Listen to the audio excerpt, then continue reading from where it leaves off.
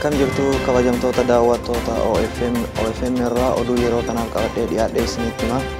Oduu wajjin Anfu'aa Sultaanii jalqaba irratti oduu ijoo.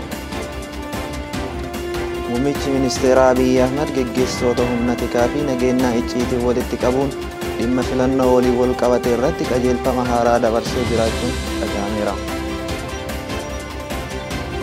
Dhimma Jawaarii fi Baqqalaa Anfaa hospitaala dhuunfaatti doktara dhuunfatiin akka yaalaa hin arganne kan godhaa jiru itti aanaa muummicha ministeeraa fi ministeera haajaa alaa obbo Dammaqaa Mokonnin ta'uu OFM madda qabatamarraa qulqulleeffateera.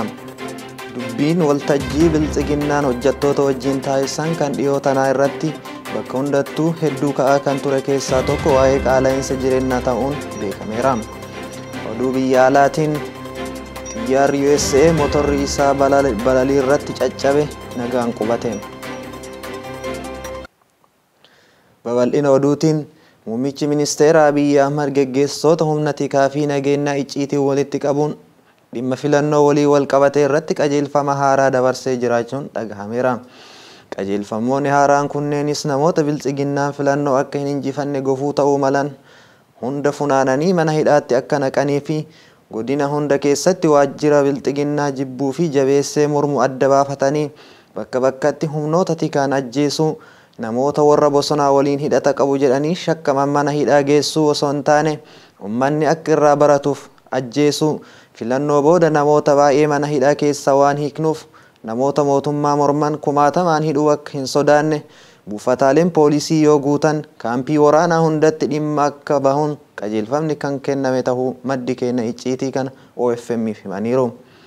Gama biraatiin ABO fi KFO'n filannoo sobaa keessaa bahuun Abiyyiif kisaaraa guddaadha. Izeemaa fi Abiin qofa waliin dorgomnee Oromiyaa irratti murteessina qaamni jedhu yoo ta'e yoo jiraate gowwaa fi wallaalaa ta'uudha. Dhaabbilee mormituu dirree siyaasaa keessaa dhabamaniiru. Hooggantoonni fi miseensonni ABO fi KFO ammoo addatti adamfamanii hidhamaniiru. Kanneen shiraan ajjeefaman reeffa isaanii bineensi nyaate ammoo manni haala kaa'u. Haala qabatamaa lafarra jiruun bakka bu'oota boordii filannoo biratti galmeessifachuu hin danda'an. Filannoo irratti akka hin hirmaanne kan isaan dirqisiise muummichi ministeera Abiyyi kophaa dorgomee injifannoo sobaa labsachuu waan kajeele fakkaata. Kophaa dorgomee injifadhee fudhatama yookaan ammoo lijitimasi hin argatu. Filannoon akka hin taasifamnetti fudhatama jechuudha. Dhaabbilee mormituu haala qabatamaa kana yaada keessa galchuun murtii qoqqobbii kana fudhuun rakkoolee filannoo booda uumamaniif gaafatamummaa jalaa of baasaniiru. Gaagama siyaasaa fi nageenyaa amma uumamee fi of dura uumamu kamiifuu gaafatamaa muummicha ministeera Abiyyi fi kaadiree isaa qofa. Karaa filannoo fi nageenyaa cufamuun daandii jaalmarroo akka banamu qofa osoo hin taane daandichi akka daran guddatee uummata imalchiisu taasiseera. Dirreen dimokiraasii cufamuun qabsoo finiinsa malee duubatti hin deebisu. Kaardii injifachuun yoo dadhabame uummanni gabrummaa aamiin jedhee fudhatu jechuu miti. Karaa biraatiin injifachuun akka danda'amu hubachuuf PhD qabaachuun hin feesisu. Kaayyoon biltsiginnaa fi kaayyoon qabsoo Oromoo garagara. Kaayyoon biltsiginnaa sirna moofaa durii sana bu'uureffate Itoophiyaa ijaaru yoo ta'u, kaayyoon qabsoo Oromoo ammoo walabummaa, bilisummaa fi mirga sabaa fi sablammootaa irratti xiyyeeffate biyya tana waliin jiraachuu fedha. Biltsiginnaan sabboonummaa irratti yoo duulu, qabsoon Oromoo sabboonummaa dagaagaa eenyummaa jabeessa. Biltsiginnaan sirna federaalizimii sabdaneessa irratti yoo duulu, qabsoon Oromoo ammoo federaalizimii sabdaneessa jabeessa. Qabsoon Oromoo olaantummaa seeraa fi olaantummaa uummataatti yoo amanu, faallaa kanaan biltsiginnaa kan olaantummaa murna tokkoo fi murtee nugusaatti amana. Kanas ammoo mirkaneeffanneera. Haala yeroo ammaa qabatamaa lafa irratti mul'atuun kunis waan addunyaan beeku waan guyyaa guyyaan mul'atu ta'uun isaa beekameera. Dhimma Jawaarii fi Baqqalaa Anfaa hospitaala dhuunfaatti doktora dhuunfatiin akka yaala hin arganne kan godhaa jiru itti aanaa muummicha ministeeraa fi haajaa ministeera haajaa alaa obbo Dammaqaa Mokonnin ta'uu OFM madda qabatamarraa qulqulleeffateera. Itti aanaa muummicha ministeeraa fi ministeera haajaa alaa kan ta'e Dammaqaa Mokonnin tibba kana hoteela Skylight keessatti namoota muraasa waliin waltajjii dhoksaa taa'uun isaa beekameera. Namoota kanneen keessaa pirezidaantii mana murtii federaalaa kan taate Aadde Maazaa Ashannaa fi abbaa alangaa federaalaa obbo Gideon Ximotiyos itti gaafatamaa mana hidhaa Qaallittii waliin waltajjii dhoksaa taa'anii gochaalee amma Jawaarii fi obbo Baqqalaa fa'aa irratti ta'aa jiruuf kallattii ka'aniiru. Bu'uuruma kallattii kaawwataniin manni murtii kun dhiisee beellama turtii hidhamtoota mana hidhaa keessatti akka dheeratu gochuu qaba jedhaniiru. Abbootii alangaa Jawaar faa himata turan irra amantummaa fi itti quufinsa waan hin qabneef dhimma isaanii itti dhiyeennan abbaan alangaa federaalaa obbo Goodiyoon Ximootiyoos akka hordofu godhaniiru. Namichis itti gaafatamummaa fudhateen hojii isaa eegaleera. Itti gaafatamaan mana hidhaa Qaallittis ajaja manni murtii kun ol kan abbaan alangaa kennu hojii irra akka oolchu hubachiisaniiru. Manni hidhaas maatii hidhamtoota rakkisuu irraa haga sobaan hidhamtoota irratti shira xaxuutti hojjechuu irratti argamuun isaa beekameera. Dubbiin ijoon dhimma kanaa waltajjichi dhoksaan qaamni kamiyyuu osoo hin beekin taa'amutti itti gaafatamtoota manneen hidhaa federaalaa hunda keessaa hoogganaa mana hidhaa Qaallittii qofa irratti affeeru. Idaama shiraa hammeenna namoota kanneenii lubbuun hayyoota keenyaa yaaddoo keessa galeera. Dabalataan bulchiinsa mana hidhaa Sirreessaa Qilinxoo walitti bu'iinsi hidhamtoota jidduutti uumame jedhame waanan sodaadheef dursee beeksisuu ta'a jechuudhaan Koloneel Gammachuu Ayyaanaa xalayaa barreessaniiru.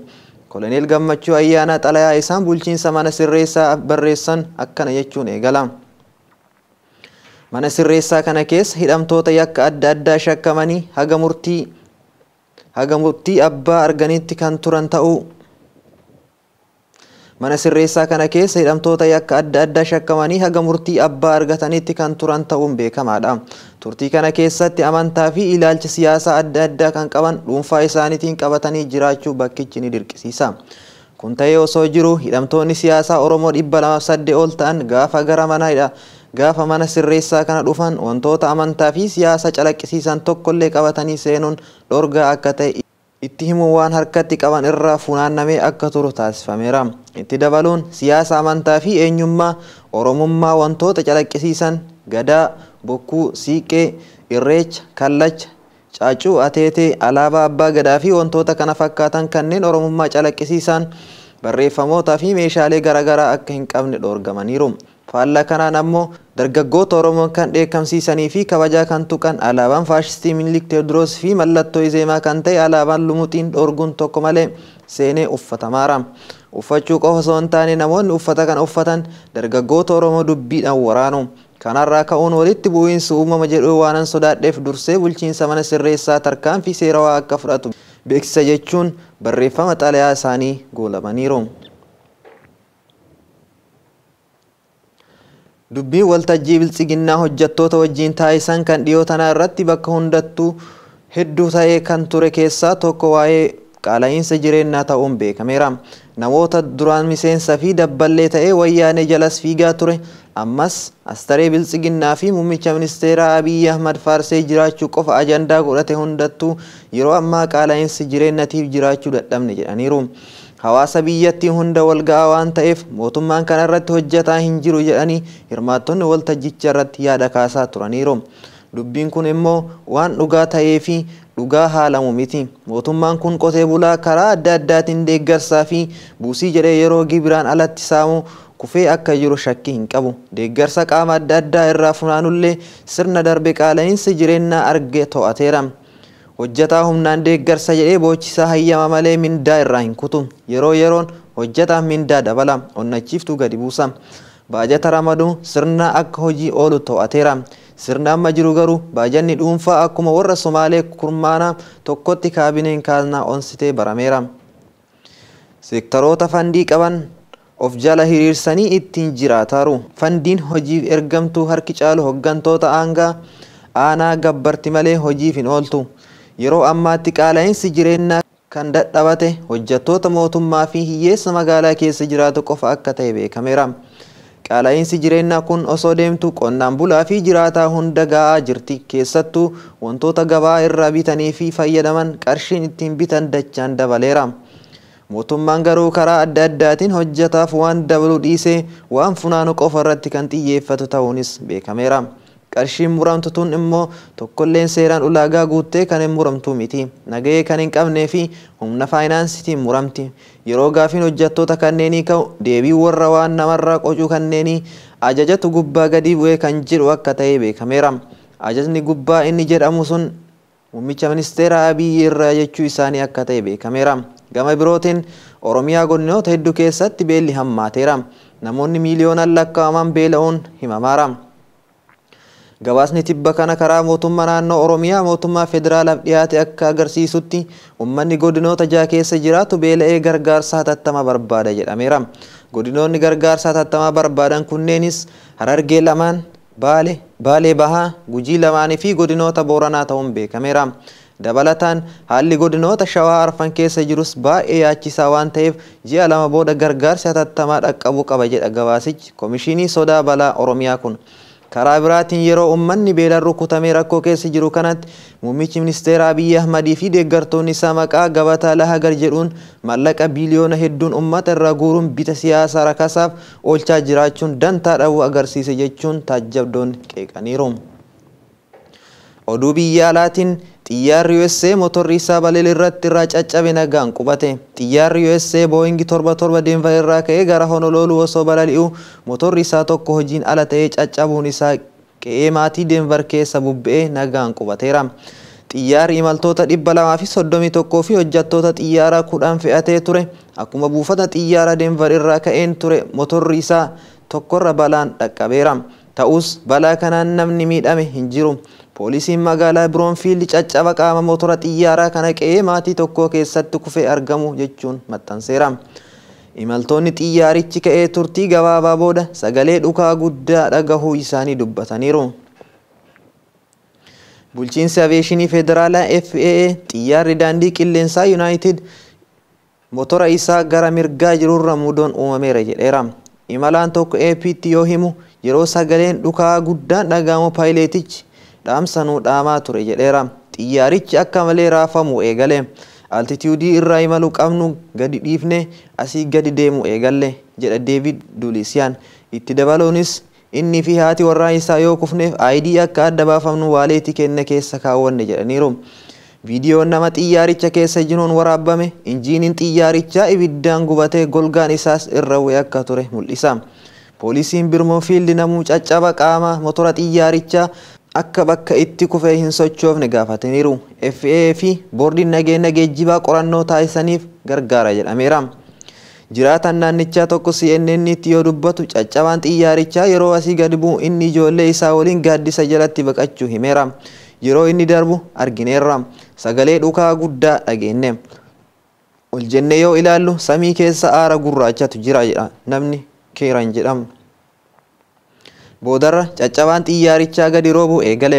Sibiila gurguddaadhas jedheera. Oduu wal fakkaatuun balaa xiyyaara Naayijeeriyaa namoonni 7 du'uun Naayijeeriyaa hundarra magaalaa Abujaatti xiyyaarri waraanaa sababa rakkoo motora isaa mudateef kufee caccabuun lubbuun namoota 7 galaafachuu qondaaltonni waraanaa ibsaniiru.